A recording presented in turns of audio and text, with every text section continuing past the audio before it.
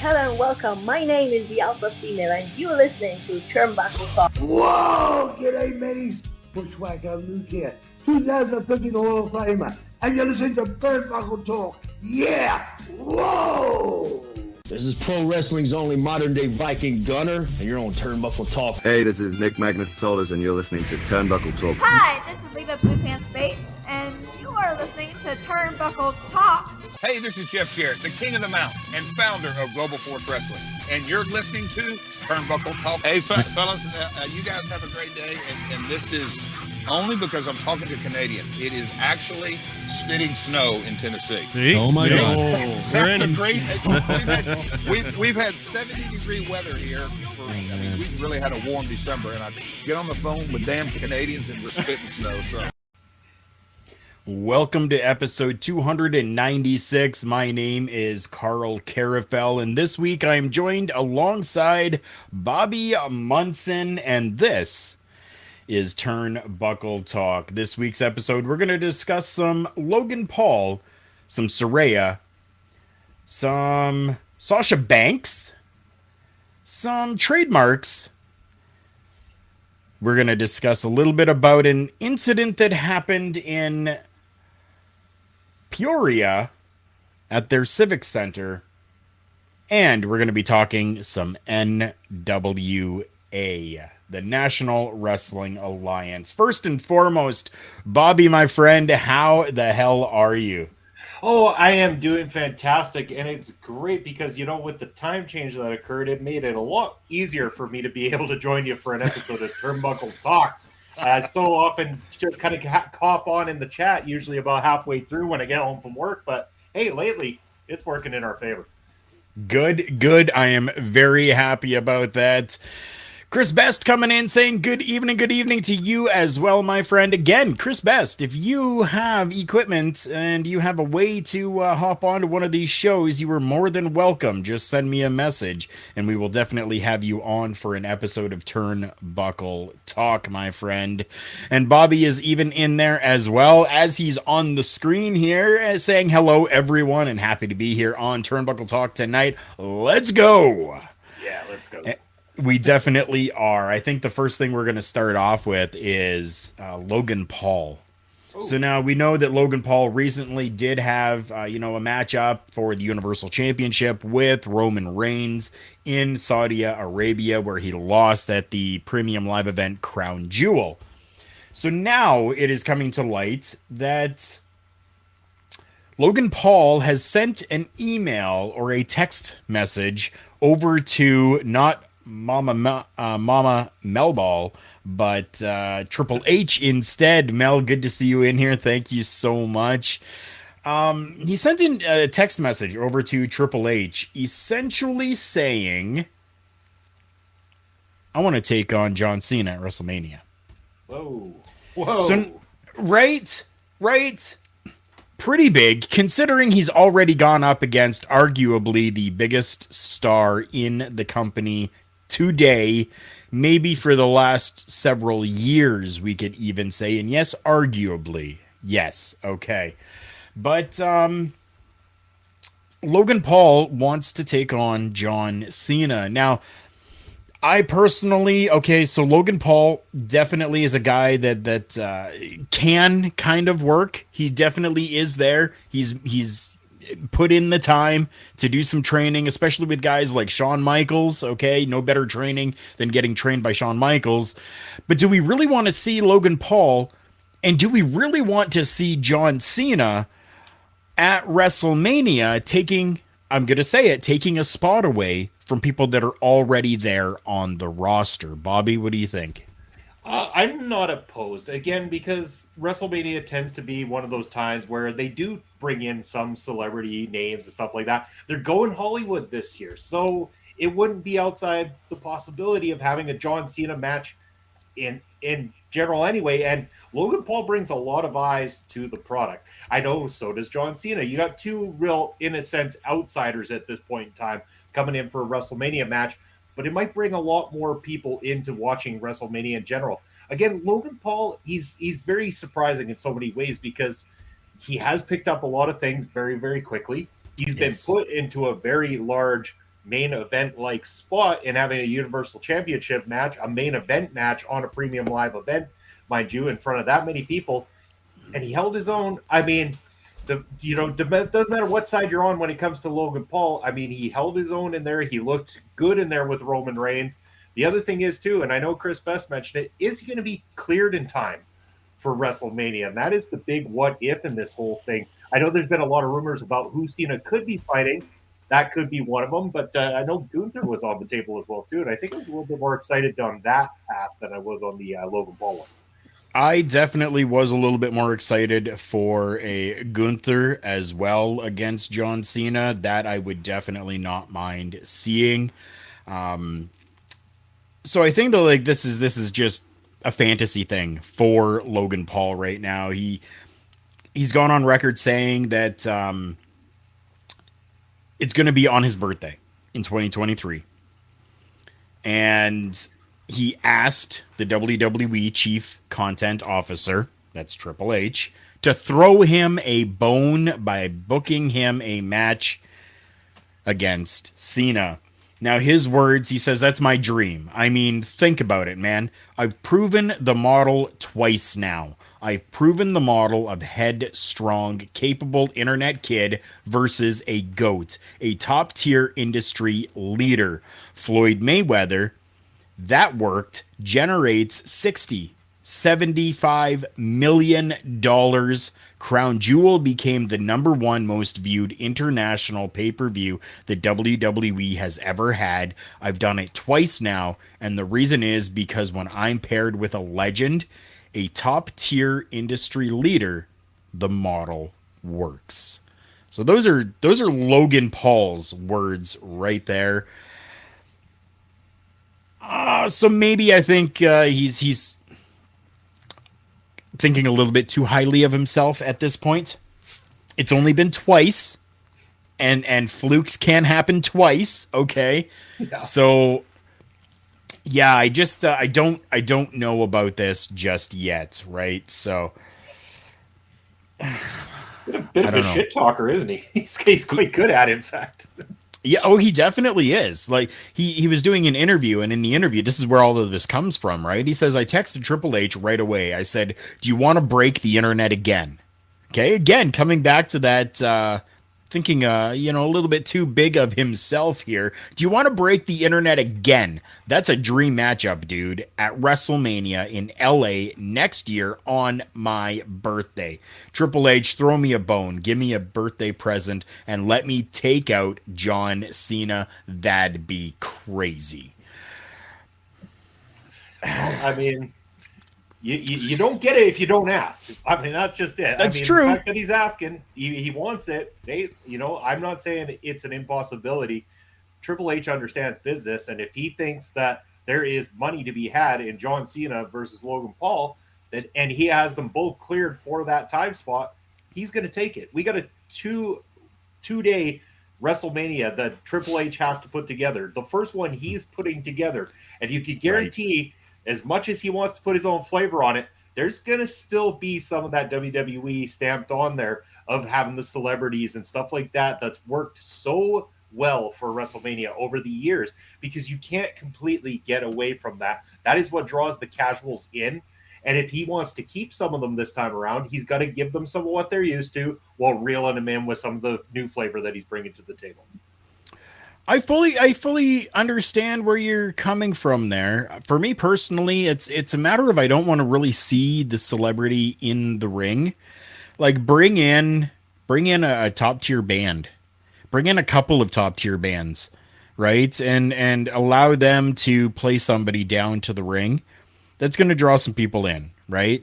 Have them as different things. Have somebody as a backstage interviewer. Go back to those 80s WrestleManias where you had the celebrity in the back, and after the matchup, they come through Gorilla, they go to the back, and then you've got this celebrity interviewer standing there, right? So they're going to be shown throughout the entire evening. For me, that's the way that I would rather see it, just because I want to see the actual talent get their spot at WrestleMania. I don't know. So by that argument, I mean, we could have Joan Jett show up and play Ronda Rousey down to the ring at WrestleMania. We could, and I would pop hardcore for that. For Joan Jett, of course. Yes, for Joan Jett. Yes. Yeah, not for Ronda Rousey at all. So it's definitely going to be very interesting to see as we make our way towards WrestleMania, if this is actually going to happen, because again, like Chris says, is he even going to be cleared? We don't know right now if he's going to be cleared or not. And keep in mind, Cena hasn't even worked a match since SummerSlam of 2021. Now I know Cena's going to be able just to pick it up like that and be able to go. It's that Cena. We know that. But nobody's seen him since then. Are we going to get a situation where he's just going to be announced and then expect that people are going to buy tickets and show up because Cena's there? Or do we have to start bringing him in a little bit before so that people get refamiliarized with John Cena, especially those that may be new coming in? Yeah, I mean, when it comes to Cena, I think him personally, from what I've seen in the past, I can't see him wanting to come in for anything less than a few appearances leading up. I can't see Cena thinking lesser of the company to only show up the day of the WrestleMania for the big payout. I could see him wanting to come back, wanting to bask in meeting some of the new talent and stuff like that, seeing how things are going under Triple H as well, too. We know he lives, breathes, eats, sleeps, dies WWE. And Right. so he is not going to do this incorrectly. If he's going to make that comeback, if only for a one-off match, he's going to at least come back and give himself a little bit of TV time to build it up. I hope so. Chris Best coming in saying, if you think of it, we've always had a celebrity get physically involved in a matchup at Mania. That's very true. Yeah, in some way, shape, or fashion, we definitely have, even if it was just Pete Rose being, tombstoned by Kane. Some way or another, we've had celebrities get physically involved. Mike Tyson, guest referee, things like that too. Right? Yeah. So it definitely could be a good thing. And like I said, it's going to be very interesting to see what comes of it and what happens and where things go going forward. Progression after injury is sometimes very, very difficult. Mm-hmm.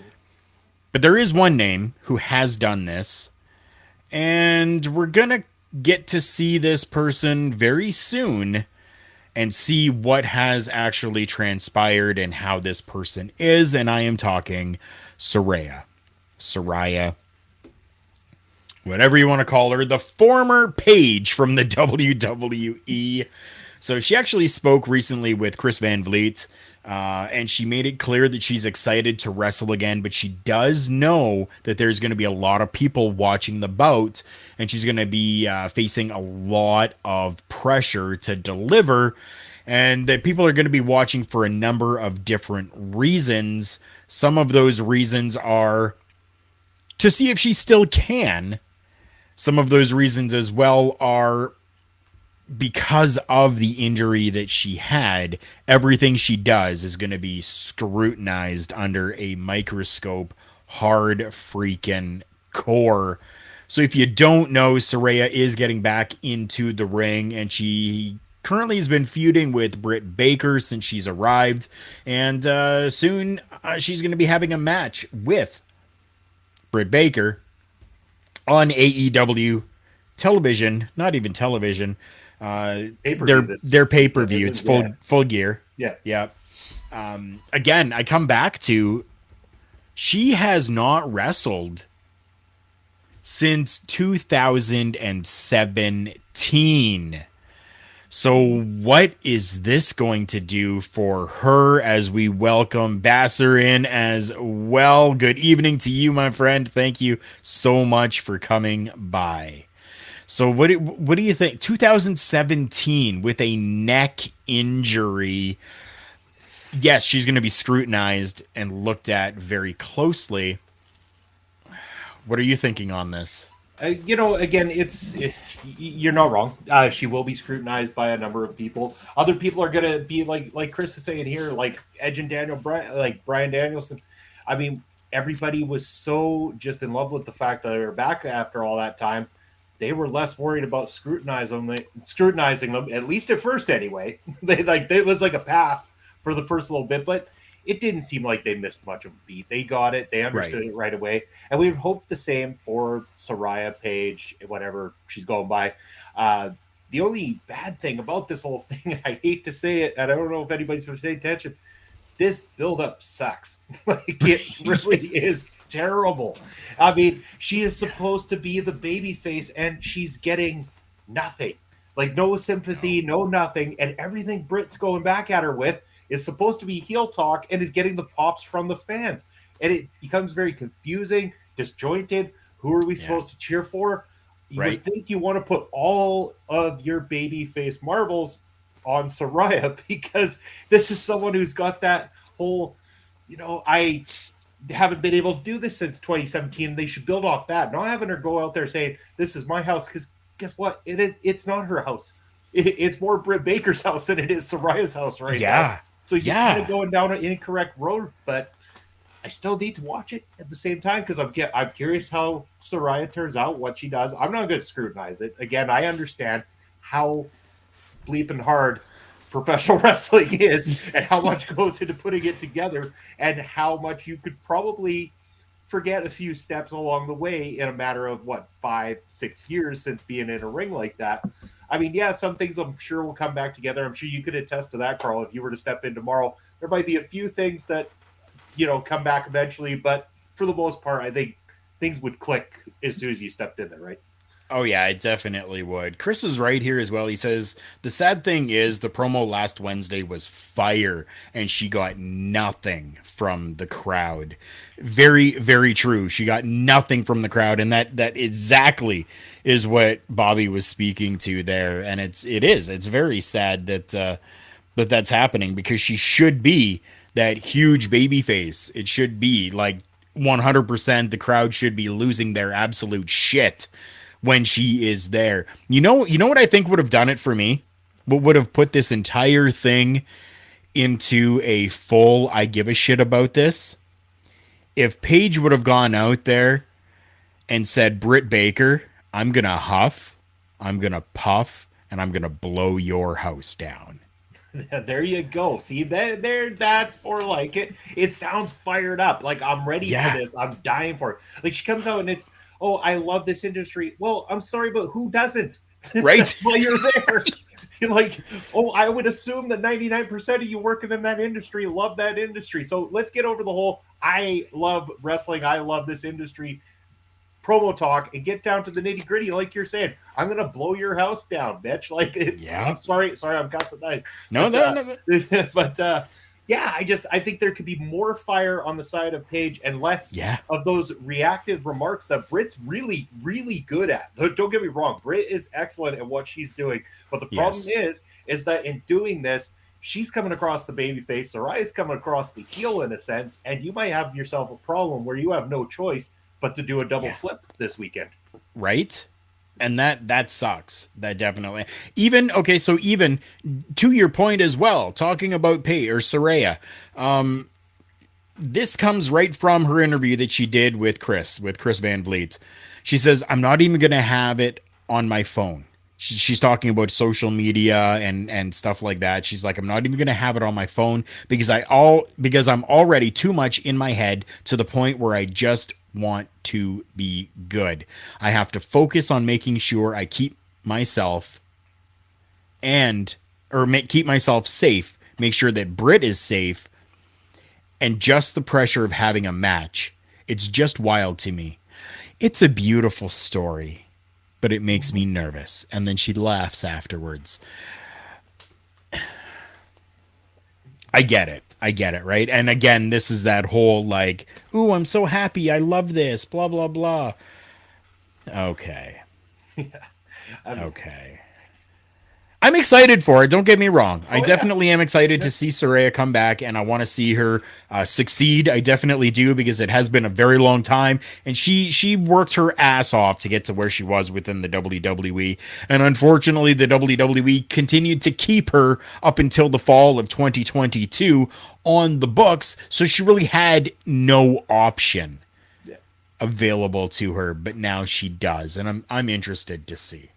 Yeah, and the best thing they could do on Saturday, again, I know so many wrestling fans nowadays want to see the flipping stuff and the high spots and all this kind of stuff, but the matches they really remember are the solid wrestling matches. As much as they believe that the high spots are what they remember, they only remember that high spot, and then the rest is forgotten. If they come out there and give you a solid wrestling match where it doesn't look like they're doing anything that could jeopardize Saraya's future going forward, they give you quality in the basics and stuff like that. If they can perfect some basics and give you a story within that ring this weekend, they could walk out of there stealing the whole damn show. And that's being said with a card that features a world title match that MJF's in. Yeah. That's going to be hard. That's going to be something hard to top. Anytime that MJF is in a program, it's going to be hard to top. Oh, damn straight. And that's why I'm saying, like, they could definitely give it a run for its money, but it's MJF, so I mean, it's tough. Yeah, it definitely is. So we're going to talk a little bit about Sasha Banks, the former Sasha Banks, Mercedes Vernado.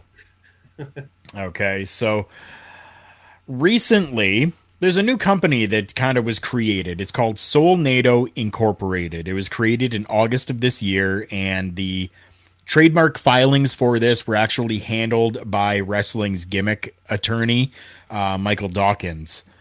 So here is 4 things that have been filed for trademark. Now, before I give you these names, this is what they're trademarked for: jewelry and imitation jewelry, pins, different stuff like that, decals, stickers, posters, trading cards, photo cards, photographs, postcards, coffee mugs, drinking glasses, water bottles, all sold empty, hats, legging, pants, shirts, socks, bandanas, sweatshirts, hoodies, action figures, toys, accessories, entertainment services in the nature of live audio performances by an actor or musician, entertainment services in the nature of live visual and audio performances,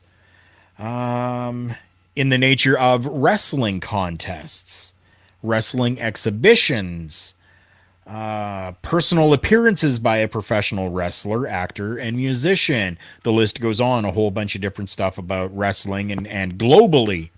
So now here are the 4 recent trademarks that were put in. Mercedes Monet, M-O-N-E, with a little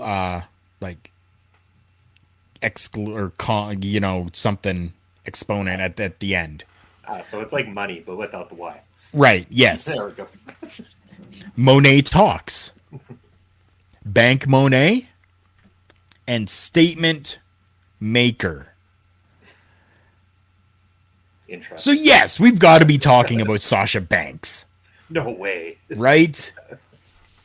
So now these have been trademarked. Is this meaning that we at some point are going to be seeing Mercedes coming back to professional wrestling instead of just doing appearances in different places? And are you ready to see a Mercedes whatever coming back? Well, do I think she's coming back to wrestling? Probably in some capacity, whether it's one-off appearances or whether she eventually comes back to the WWE, it's never off the table. But this is exactly what I expected from her from the moment I saw her. I hate to say it, she never felt like somebody who wanted to be there, somebody who didn't care about being there. Wrestling was not her life like it is 98 to 99% of the people who participate in it. And this is why I know I was in your chat last night with the Raw Watch Along, and I mentioned that of the 4 horsewomen, Sasha is my least favorite by a country mile. And it is because of the attitude and knowing that she's just not there for wanting to be there in any way, shape, or form. And it creates this bit of a disconnect from it, the whole thing. She obviously wants to be in movies. She wants to be in television. Right. I mean, she made an appearance in The Mandalorian. Now she's going to expand that. She's going to go further with it. Good on her. I mean, if you want to be an entertainer and get into it, good on you. Go do it. Have fun with it. Awesome. If you can trademark yourself in those kind of ways and make something of it, big thumbs up, because it's all about getting out there and doing your thing and everything. I respect her for doing her thing. There's no doubt there. I honestly don't really care if she comes back to wrestling. I'm not that big of a fan enough to worry about it personally. I think that there's a lot more talent out there that want to do it and that can do it, that can take that spot away from her. So now, with this information, a lot of people have been speculating that this is going to be a return to the WWE. Unfortunately, I don't think that it's going to be any time soon, because sticking with Mercedes right now, she has been announced for the Comic-Con Revolution 2023. So a lot of people have been speculating that Sasha Banks, you know, the Women's Royal Rumble, that she's going to be back and everything's going to be all good again in the universe of the WWE because Sasha Banks is back. And it's looking as though we may not even get a Sasha Banks that comes back. And I don't think that it's going to be even for anything with the WWE, just given that she is going to be at the Comic-Con Revolution next year. Unless this is the way to be able to show the other talent within the WWE that, yes, Triple H is open to allowing the staff to do these types of things on their own and not necessarily under the branch of the WWE, which is something that we really haven't seen too much of yet, but I wouldn't be surprised if that actually starts to happen. So first, because of this now, do we really see Sasha Banks coming back to the WWE anytime soon? And then I want your opinion as well, Bobby, on Triple H maybe opening up that door, that floodgate, and allowing the talent to actually do things outside of without being underneath the umbrella. I'm glad you asked that because it actually plays into something I saw the other night, which I'll get to in a moment here. So, perfect question. Yes, I do think it's still possible. And I think it's possible for the Royal Rumble myself. I think that she might have been smart enough to brand these things, to get all this stuff that she can use outside of WWE that they don't own, that she can utilize. And also, in terms of coming back, she can renegotiate a contract that says, hey, I might come back, but I'm going to commit to this, to this, to this. If you don't like it, tough, it's not happening. She can go and say, I want to work a few spots for this company. I want to go and do this movie. I want to do this. I'll work these dates for you. Again, if they believe that she's enough of a draw, and she seems to be, she does have a little celebrity status that goes along with it, so I'm not saying she's not a draw. She can do that, and she can pull it off. And where it might work now, with Triple H in charge, is you're starting to see it more and more. I mean, you're seeing it within wrestling. You see Carl Anderson come in. They've actually talked about the Bullet Club. They've talked about New Japan Pro Wrestling and his Never Openweight Championship that he holds over there. Right. Also, the other day, the wife and I are sitting down to watch Celebrity Wheel of Fortune, of all things. And who goes on there but Xavier Woods, but not as Xavier Woods. He was under Austin Creed and explaining that he portrays Xavier Woods in WWE professional wrestling. He was using his actual name of Austin Creed, though, during that time. Interesting. So that could, oh my God. Could you imagine? Could you just freaking imagine right now the whirlwind of shit that would come from this? And in the words of Vince McMahon, it would be such good shit that we would be able to see these talents that we, for a lot of us, we've grown up watching some of these people, right? Like if Shawn Michaels, would have gone, Bret Hart did Lonesome Dove, right? And for me, seeing Bret Hart on my television screen made me a fan of that television show. Just because of that. This could be absolutely amazing. And I got to ask how many people went and brought a Bret Hart version of the Simpsons action figure after he appeared on there too. Right? You are nobody until you either make it on the Simpsons or you've done something with the Muppets. Or Weird Al has done a parody of you. Oh, true. Very, very true. Oh, shit. Which no one was spared in his movie, by the way. I have yet to see it. I definitely am. I do have Prime, and I do have Roku, so I'm definitely going to be seeing it. It's just a matter of... definitely watch it. Yeah. Yeah. So, Sasha Banks, Mercedes, she took these trademarks and went and got them filed, okay? So, WWE has been doing some as well that we're going to be talking about here. Chris Best with this comment here as well. Yeah, Sergeant Slaughter showing up on G.I. Joe. Like, what in the actual hell? Never would I have thought. I'm sitting there laying on the floor Saturday morning with a big bowl of Cheerios or whatever I'm eating, Sugar Crisp probably, or honeycombs. Honeycombs were great. And then watching Saturday morning cartoons, and then all of a sudden there's Sergeant Slaughter on G.I. Joe. Yeah. What? Like, blows your freaking mind. By the way, shout out to Sergeant Slaughter, who is probably one of the coolest guys still around today. That guy, I don't know if you realize this, but send him a copy of this video. He'll probably watch it. Really? Yeah, no, it's just reach out to him. He'll follow you online. He'll do all of it, man. He's cool. He's really awesome. I'm definitely going to be throwing some tags out. You should tag the Sarge. So, can you open up, like, can you grab your phone and go to the Googles for me? I can. What were you looking for?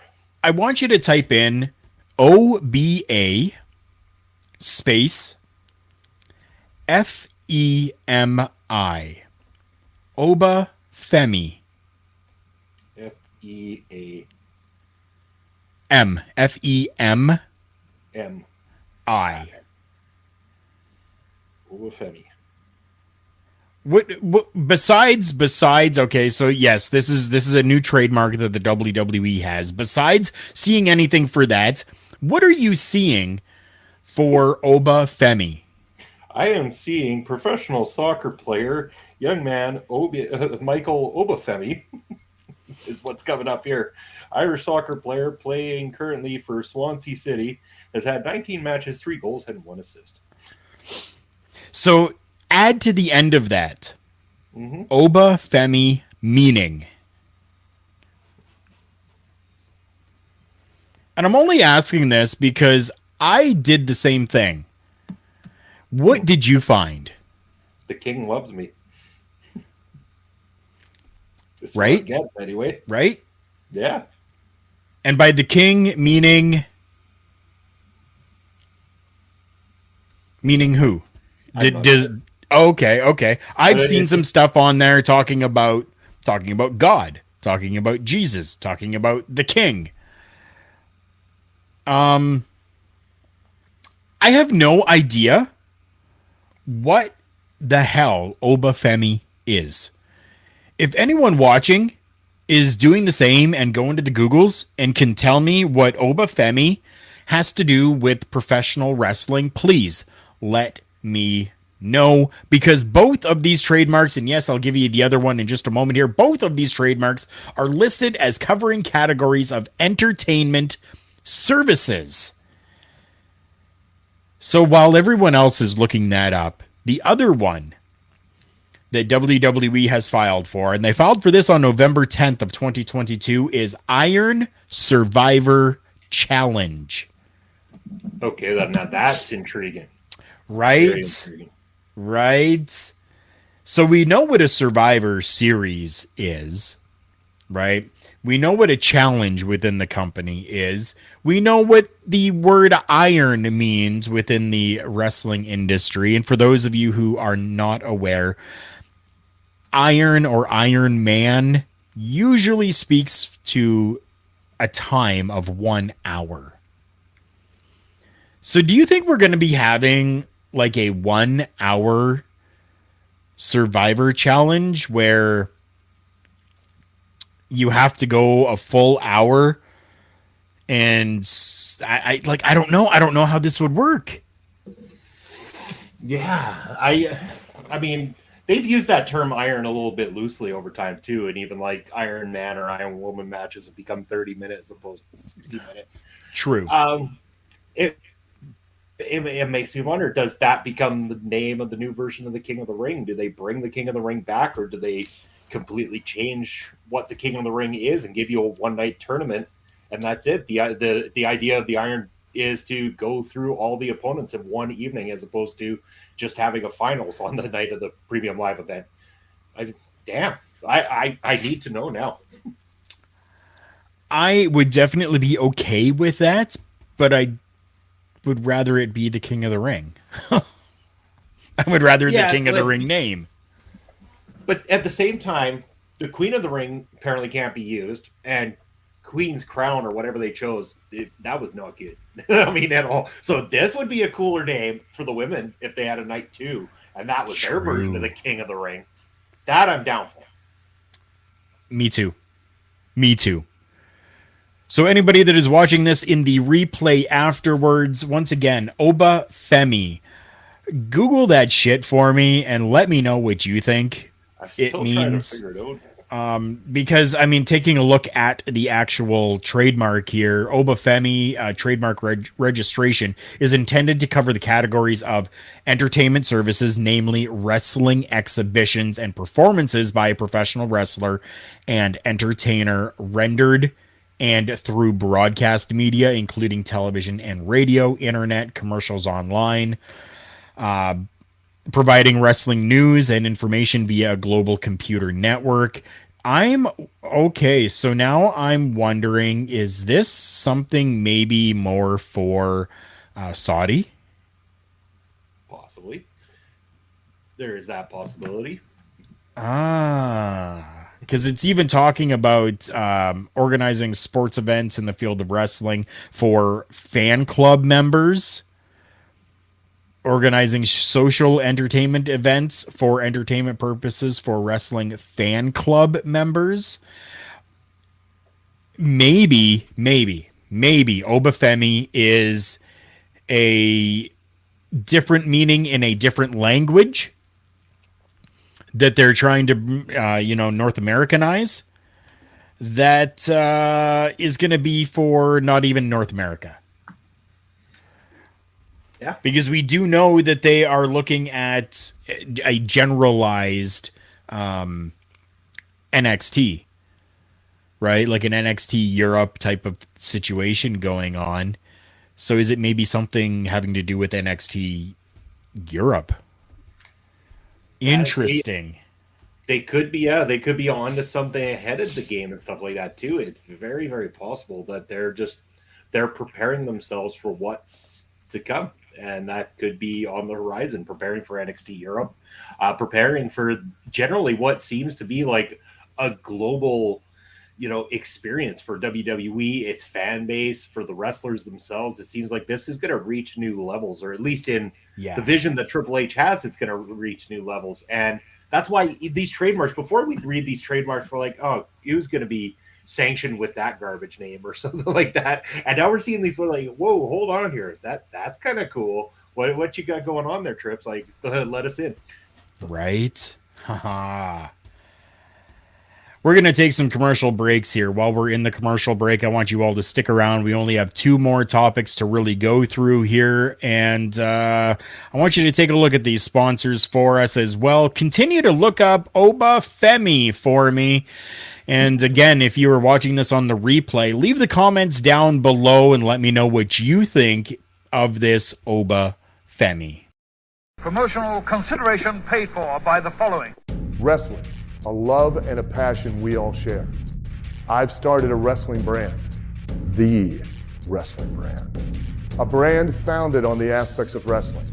2 entities working together to create a product that connect emotionally for people everywhere. Collar and Elbow is the brand. Passion and love for wrestling is the drive. I am Al Snow, and this is Collar and Elbow, the wrestling brand.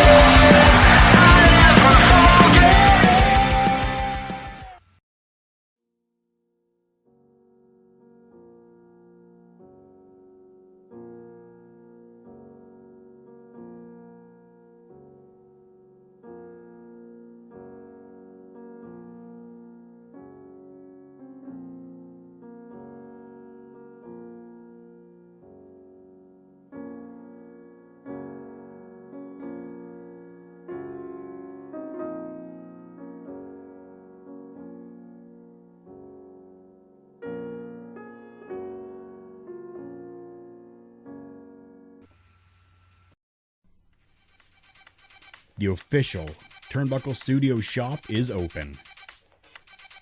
Official merchandise from all the favorite shows, plus merchandise you can only find here. Stuff from Turnbuckle Studios. Karl Karufel unboxes. The Boar's Nest with Bubba Duke. Miscellaneous products that you can only find here. Beats and beatdowns, and Turnbuckle Talk. Find all this merchandise exclusively at karlkarufel.redbubble.com. And as we come back from the break, I thank you for sticking around and sticking with us. And I do want that Bobby Munson takes this next one. He didn't even know I was going to throw this one over to him, but I want him to talk to all of you about Rogue Energy. All right. Well, I can do that. I think I've known them a little bit. Rogue Energy, as you'll see down below, you can check them out. Also on the ticker, as you'll see coming across your screen. Scan that QR code as well, too. It's going to take you over to our friends at Rogue Energy. They are an affiliate of ours, and you can use the promo code OLEPODS for a 10% discount off your purchase. What do they offer? Let me tell you what they offer. They offer you an alternative, a better alternative to the average everyday energy drinks that you find in the store. So if you're thinking about getting in shape, getting healthier, thinking about your body as you get a little older, but you still want to have that energy that pumps you up, you want to be able to do some streaming, do some gaming, have a good old night, and you don't want to be falling asleep at 8 o'clock on the couch, well, our friends at Rogue Energy can help with their 0-calorie, low-sugar, vegan-friendly, alternatives. You can find it in powder form, and now also they have canned versions of their delicious drinks as well too. So head on over to our friends at Rogue Energy, and you can use that promo code OLEPOD. Smash it in there, 10% off your order. Awesome product. Thank you very much, Bobby, for that. I'm going to leave that ticker down at the bottom there for you all so that you have that promo code for the rest of the show. The QR code is right there over in the bottom corner. Make sure that you go and check that out. And a big thank you to our non-sponsored friends over at Dr. Pepper as well. I've been making a little bit of headway with Dr. Pepper Canada, so let's hope that maybe something soon can happen. I will continue to plug their shit because this is the only soft drink that I drink. Yeah, well, I mean, if they don't come through for you, I do hear that Rogue actually have like a black cherry kind of a energy drink that might get into that borderline Dr. Pepper. It might not quite be Dr. Pepper, but if you're looking for an alternative, only saying if they don't come through for you, but if they do, hey, Dr. Pepper all the way. So there was a recent incident. We're talking about drinks right now. I'm talking about Rogue energy drinks, talking about Dr. Pepper. So alcohol is another drink.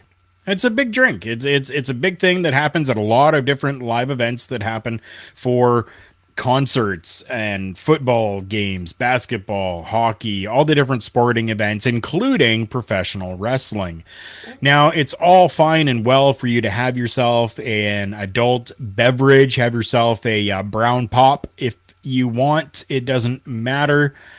But maybe you shouldn't be throwing that shit at people, especially the talent that is there to give you a good time and some entertainment. Recently, this actually happened where a woman in the third row reportedly threw a beverage. Doesn't say necessarily that it's an alcoholic beverage, but I think it was, because we'll get to that in just a minute. But a beverage was thrown at Scarlett Bordeaux as a matchup was going on between Karrion Kross and Drew McIntyre at a house show on November the 12th. Real life wife of Karrion Kross is Scarlett Bordeaux, who got this thrown all over her. Thankfully, security was quick to identify who it was and remove that party of people. Now, the Peoria Civic Center has responded to the incident, and this is their quote. They say, "We are aware of the incident that took place at the WWE event on Saturday, November 12th. Fortunately, our Civic Center security team, along with the police, quickly identified the individuals responsible and escorted them out of the building for the remainder of the show. While we were disappointed in the actions of a couple and the brief distraction they caused, over 4,000 enthusiastic WWE fans were treated to a very entertaining event." And I'm sure that incident that happened probably added to the little bit of the entertainment, I would say.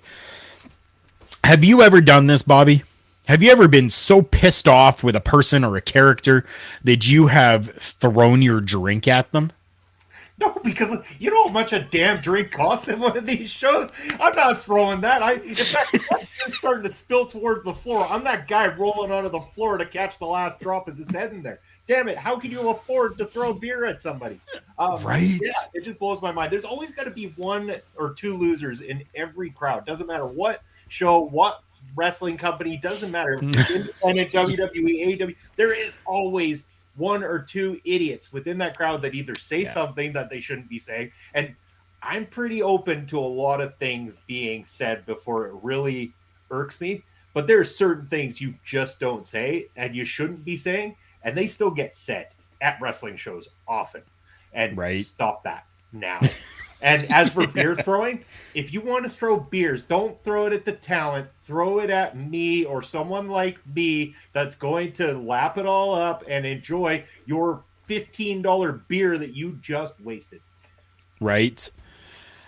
So Chris Best is coming in here saying that apparently I'm assuming that he did And he said or maybe it did for us, something added to the entertainment. He said it added entertainment when that drunk dude jumped on JBL's limo at SummerSlam 2004. Yes,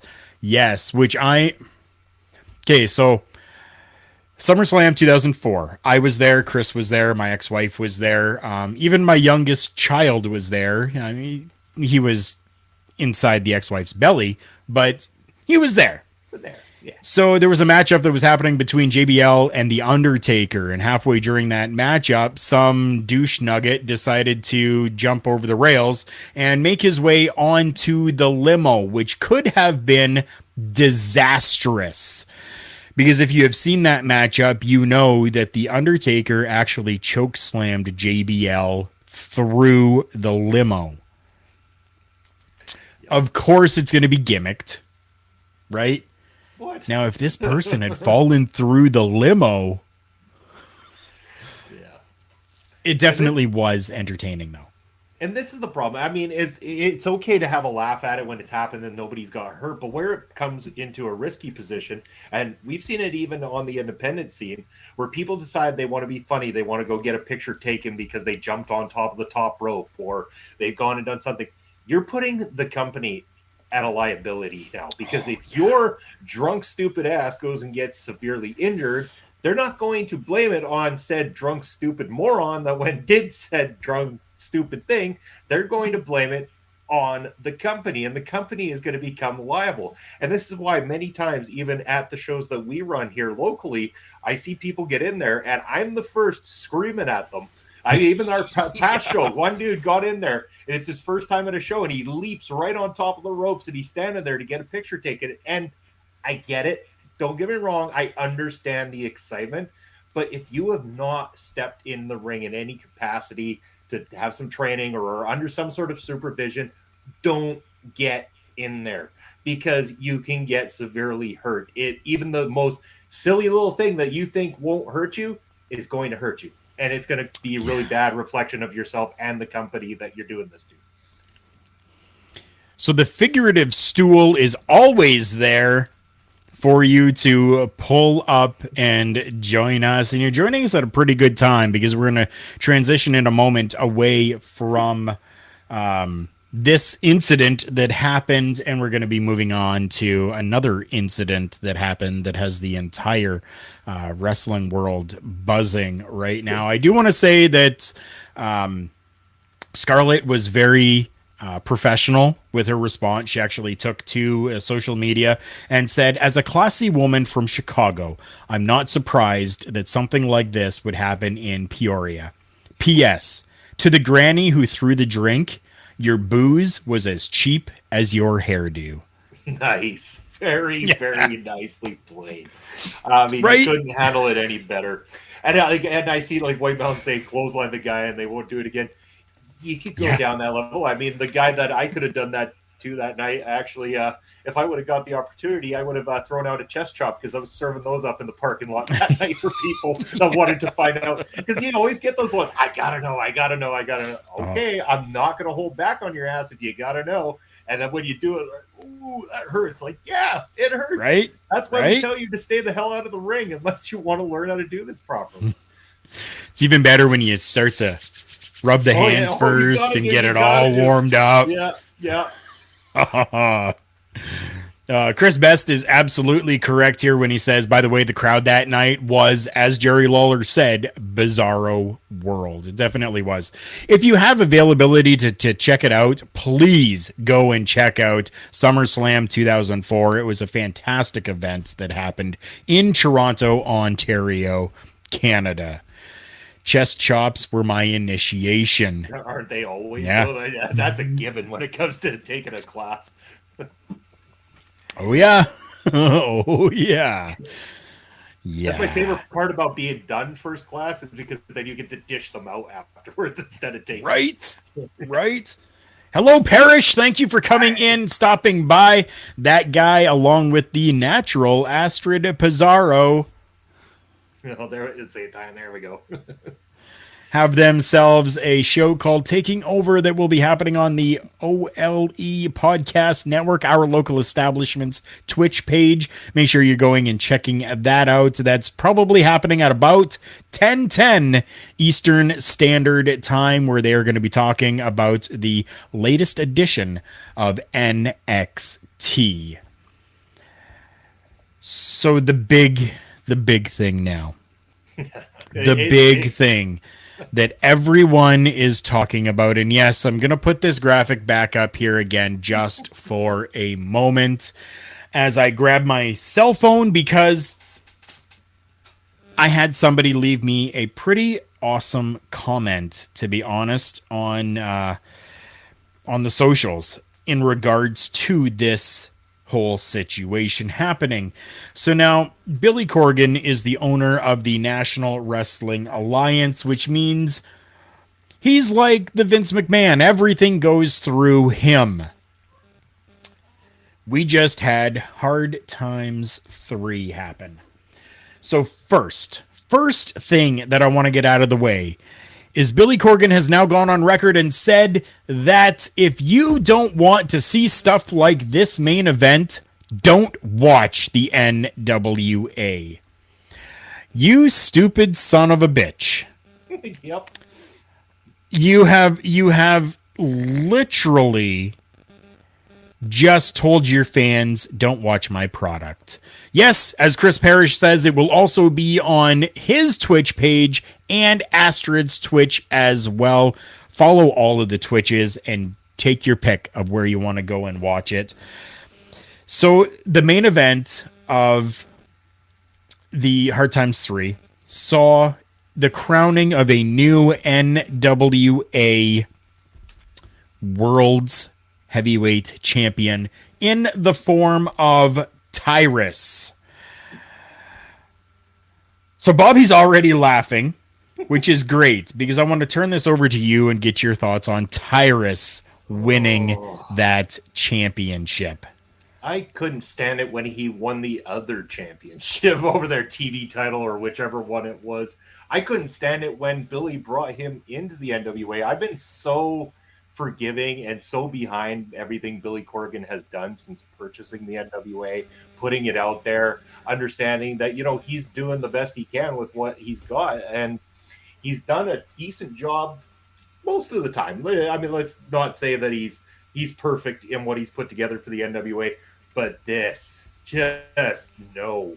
Nobody on this planet wants to see Tyrus as the champion except for baby Billy Corgan. And the fact that this happened, that he was even in the world title picture, and you put it on a guy that is not going to draw you any fans, and then to add to the problem, you go and say to the remainder of you who are still holding in there, go F yourself, because if you don't like this is what I'm giving you, go away. Well, guess what? We will. I mean, I'm sorry, but we will. It's the same way, unfortunately, that he's handled his music business sometimes too. And as much a fan as I am of the Smashing Pumpkins, there's a lot of people who will criticize when they do something different from what they did on Melancholy or on said album. And then suddenly he's like, well, if you don't like it, don't listen. Well, guess what, Billy? That's why record sales haven't been rocking quite as hard as they were back in the late 90s, because you told them to piss off. And what do you expect? I don't know what he's expecting? He's expecting for the direction of the NWA in the next 5 to 10 years to be the future with people like Tyrus. That's an actual quote. That's actually something that he has said. He was recently on the Stories with Briscoe and Bradshaw. This guy, I tell you. Okay. This has turned people off so hard right now that I don't know if there's actually a good way to really recover from this.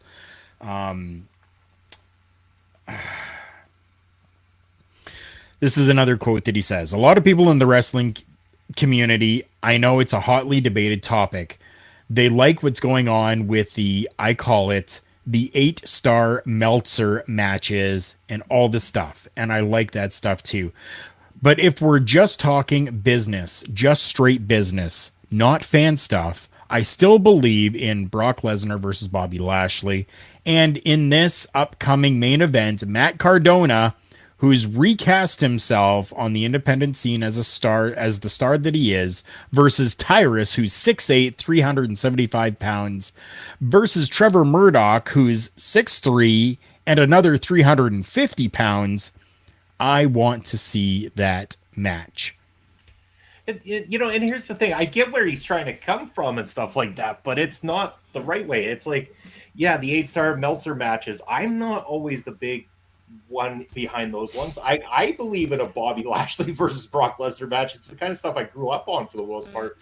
Right. So I get where he's coming from, but it's Tyrus. This is what he needs to realize. It has nothing to do with big guy wrestlers. It's Tyrus. You mentioned Trevor Murdoch is 6'3", however many pounds. Yes, but he's awesome. Matt Cardona couldn't stand him before, but since he's reinvented himself in the NWA, he has become awesome.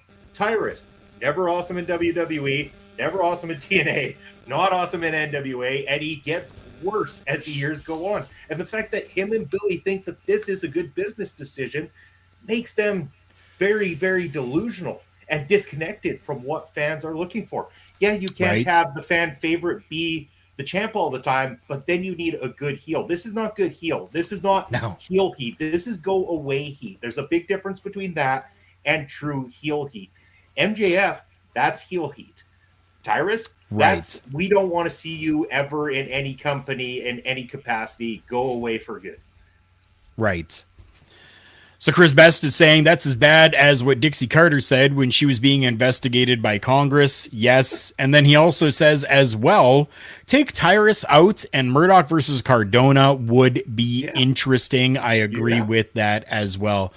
Now, I do know that I've kind of maybe given off the image that the NWA is going to die.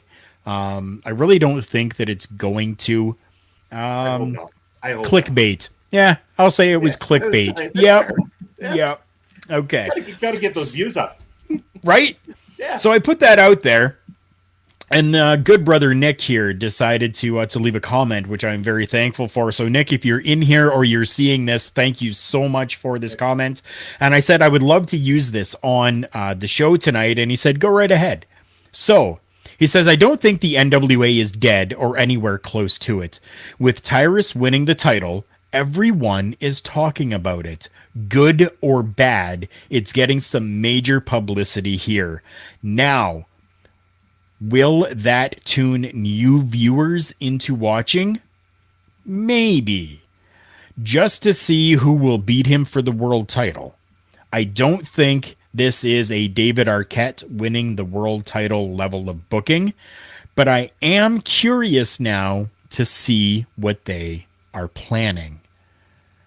So I loved that take from good brother Nick. Thank you so much for that, because it brings just a different element to this, because I knew you and I were going to have the same opinion on this. Yeah. This brings in a whole different element. So what do you take on Nick's comment there? I like where he's going with it, and again, he's not wrong. I mean, he brings up a strong point that people are talking about it currently. Again, where the disconnect happens is the people that have been watching, which are the ones that drive the views right now, especially with low-level views. This isn't WWE where they can get away with it and afford to lose a few 100,000 viewers for a short period of time while somebody chases a heel that people absolutely can't stand. This is the NWA that are kind of towing that line as it is. And the longer you leave a guy like Tyrus in that championship spot, the less people are going to tune in, especially if time after time, this is the guy that goes over each and every time. They might watch for a bit, but eventually they're going to be like, no, F this, I've lost interest. Because the problem is Tyrus is not good in the ring. You can have guys you dislike in professional wrestling, but as long as they're serviceable in the ring, you can get a quality match out of them, which makes it not so bad to tune into those matches, to watch them potentially lose. You don't get that with Tyrus. You've never got that with Tyrus. This guy might go down in history is one of my least favorite professional wrestlers that has ever existed. I've been watching a fairly long damn time and seen some pretty garbage wrestlers, and I crap on a lot of people. But Tyrus, he tops my list of people, especially in the modern era. I've been watching since 1984. And you got me lit. So I want to finish off today's episode with the remaining statement that Billy Corgan has. Not the remaining, but the last piece that I want to talk about here. And it follows where he said, I want to see that matchup between the three-way, right? He says, and I like to say is if you don't want to see stuff like that, don't watch the NWA, because that's what I'm gonna give you, more and more of that. And as we climb, and as I'm able to kind of develop younger talent in the mold of the NWA, it will be the toughest, hardest hitting wrestling promotion in the world. I know there's that strong style in Japan, but to me, that's a different psychology, and it's hard to explain. I don't mean it disrespectfully. It's just a different psychology. So essentially, he has said, I don't mean to be disrespectful, but if you don't like it, don't watch it. And I don't give a shit, because this is what I'm going to continue to give you. Yeah. Not disrespectfully, though. No, it's my company, my toy. I get to play with it. And to that I say, I mean, I see where he's going. And for people like me, honestly, despite all my rage, I'm probably still going to watch the NWA. Despite all your rage, are you still just ready to cage? Yeah, pretty much. They can throw a cage around and I'm still not going to want to watch a Tyrus match. Right? Me either. Bobby, I thank you so much for joining me here on this edition of Turnbuckle Talk. Now is the time for you. You got the screen. It's all you. Plug away. Tell the people where you are and what they can see you doing. That's cool, because now it looks like the Dr. Pepper can sitting on my table on the screen. That's awesome. But what can you see me doing? Thursday night, join myself and Papa Smokes for all your MLW coverage. We're going to be doing MLW Fusion this Thursday night. Remember, they've got the big National Openweight Championship match between Davey Richards and Alex Kane coming up, so that one's going to be pretty sweet. And then, of course, on Sunday, join myself and Chris Parrish for Bustin' Out, as going to be a great time there. Aside from those two shows, you can catch me occasionally hopping on to do different things, talking about music, movies. We got Beats and Beatdown Season 2 coming out very soon. And I do some video gaming over at my personal channel, twitch.tv/video bro _ Bobby Munson. There's a whole lot of letters there, but you'll find me there. I have some fun. I enjoy adult beverage. I curse a lot, and my cat annoys the shit out of me. And that is perfectly fine. Kitty cats are always welcome on this stream. Bastard69, yeah, of course. Everybody wants a Dr. Pepper. Speaking of guys who got his chest chopped in the parking lot at a PPW show. Hi, Ryan. I appreciate everybody who came in to this stream today and left the comments. Again, as we do this and you guys comment, you guys are my co-hosts on this journey, and I am so thankful to have all of you here. I do have a quick little bit of news that thankfully, after my stream last night, Twitch has shown me that I have made affiliate status, and it's only because of you guys continuing on and pushing through and watching these different streams that I do, and I really appreciate it. There's going to be more information about the affiliate status coming out very soon. I do have a bunch of paperwork that I'm going to have to fill out for it, and I am more than happy to do so. Thank you, Bobby, once again for coming on and being with me here today. It is always a pleasure. Stick around, Bobby, because we're going to discuss something super quick as well before I let you go and I go grab something to eat after my long shift. Remember, everyone, the world's a scary place. Take care of each other.